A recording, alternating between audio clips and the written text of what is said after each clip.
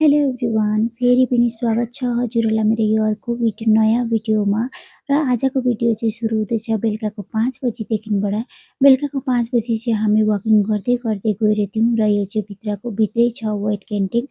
अनि यहाँ चाहिँ छोला भटुरा, सिङ्गडा, पकौडा सबै थोक बनाउँछ र हामी चाहिँ गइरहेको थियौँ खाना भनेर होइन। यहाँ चाहिँ फ्रुट आइटमहरू बिक्री गरिरहेको थियो भनेर हामी लिन भनेर गइरहेको थियौँ। र यहाँ हेर्न सक्नुहुन्छ कति राम्रो, यो चाहिँ सबै हेर्नुहोस् न, सबै बाँसको हो र यो बनाउने मान्छेको हातमा कति राम्रो कला हेर्नुहोस् त।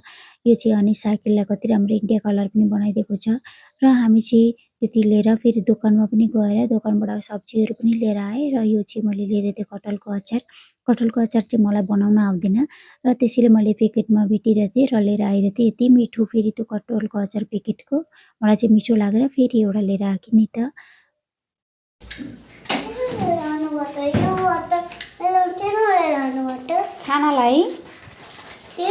खानालाई ल्याएको तिमी खान्न वाटरमेलन? अहिले होइन, भोलि टिफिनमा लानुपर्छ ल।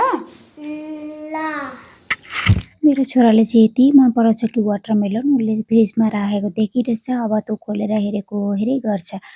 अनि यता फेरि हस्बेन्डले छोरीको बुकहरूमा कभर गरिदिइरहनु भएको थियो। उहाँले चाहिँ भन्नुहुँदैछ मेरो ड्युटी छ, म जतिवटा भ्याउँछु त्यतिवटा म कभर गरिदिँदै गर्छु भनिरहनु भएको थियो। अनि यता फेरि मैले हतार हतार खाना पनि बनाउँदैछु र छोराको लागि, छोराको फेरि होमवर्क पनि गराउँदैछु, स्कुलमा दिएको छ। र अब बसेको बेलामा गराएन भने फेरि बस्न मान्दैन हो। अब बसेको बेलामा गराउँदा चाहिँ हतार हतार गरायो भने गरिहाल्छ, नभए त उठेपछि फेरि बसाउनै साह्रो पर्छ। त्यसैले बसेको बेलामा मैले चाहिँ पढाएँ, उसलाई होमवर्क गराइहालेँ।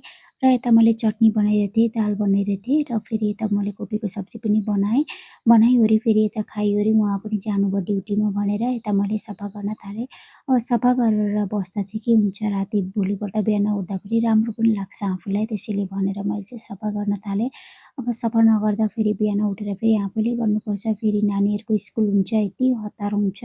त्यसैले मैले चाहिँ राति नै, धेरै राति भए पनि म चाहिँ सकेरै सुत्छु भनेर सबै सफा गरेर अनि यता मैले बर्तन पनि माझिसकेँ र सकेर फेरि मेरो चाहिँ कभर पनि लाउनु छ, किनकि उहाँले चाहिँ नभ्याएर दोडामा मात्र लाएर जानुभएको थियो। त्यसैले मैले चाहिँ अब सबैमा लगाइदिनु पऱ्यो भनेर बसेँ कि फेरि यति नानीले दिगदार गरिरहेको छ, घरि नघरि ल्याएर कुटो राखिदिन्छ र उसलाई कराउँदै भए पनि मैले कभर गरिसकेँ र यता नेम प्लेट पनि लगाइदिएँ। यता म चाहिँ यसो मुख धुएर सुत्नु पऱ्यो भनेको फेरि राति मुख नधुनु अरे भन्छन् होइन, त्यसैले मैले चाहिँ यसो वाइप्सले मुख पुसेँ र त अनि आजको भिडियो त्यही ल त हुन्छ गाइस, आजको भिडियो चाहिँ यतिमै एन्ड गर्छु ल त, बाई, गुड नाइट।